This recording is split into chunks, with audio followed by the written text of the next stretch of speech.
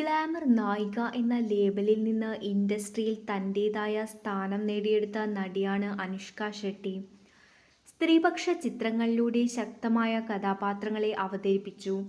ഇന്നും ഇന്ത്യൻ സിനിമയുടെ ദേവസേന എന്നാണ് അനുഷ്ക ഷെട്ടി അറിയപ്പെടുന്നത്. താരത്തിൻ്റെ വിവാഹമാണ് ഇപ്പോൾ ആരാധകരെ ഏറ്റവുമധികം ചിന്തിപ്പിക്കുന്ന ഒരു കാര്യം. സിനിമാ വിശേഷങ്ങൾ മാത്രമല്ല, അത്ര തന്നെ അനുഷ്കയുടെ സ്വകാര്യ വിഷയങ്ങളും സോഷ്യൽ മീഡിയയിൽ ചർച്ച ചെയ്യപ്പെട്ടിട്ടുണ്ട്. 42 വയസ്സ് കഴിഞ്ഞിട്ടും അനുഷ്ക എന്തുകൊണ്ട് വിവാഹം ചെയ്യുന്നില്ല എന്നാണ് പലരുടെയും സംശയം. എന്നാൽ വിവാഹം നിർബന്ധമല്ല, പറ്റിയ ആളെ കണ്ടെത്തിയാൽ വിവാഹം ഉണ്ടാവും എന്ന് അനുഷ്ക പലപ്പോഴായി പ്രതികരിക്കുകയും ചെയ്തു. അങ്ങനെ ഒരാളെ ഇപ്പോൾ വീട്ടുകാരായി കണ്ടെത്തി എന്നാണ് റിപ്പോർട്ടുകൾ പറയുന്നത്. ദുബായ് ബേസ്ഡ് ബിസിനസ്സുകാരനാണ് വരൻ. വീട്ടുകാരായി കണ്ടെത്തിയ ആളെ അനുഷ്ക ഓക്കെ പറയുകയായിരുന്നു.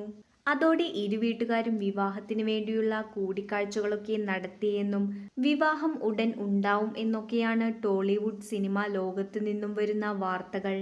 അതേസമയം ഇത് ആദ്യമായല്ല അനുഷ്ക ഷെട്ടിയുടെ വിവാഹ വാർത്ത ഇതുപോലെ വൈറലാവുന്നത്. പല നടന്മാർക്കൊപ്പവും അനുഷ്കയുടെ പേര് ചേർക്കപ്പെട്ടിട്ടുണ്ട്.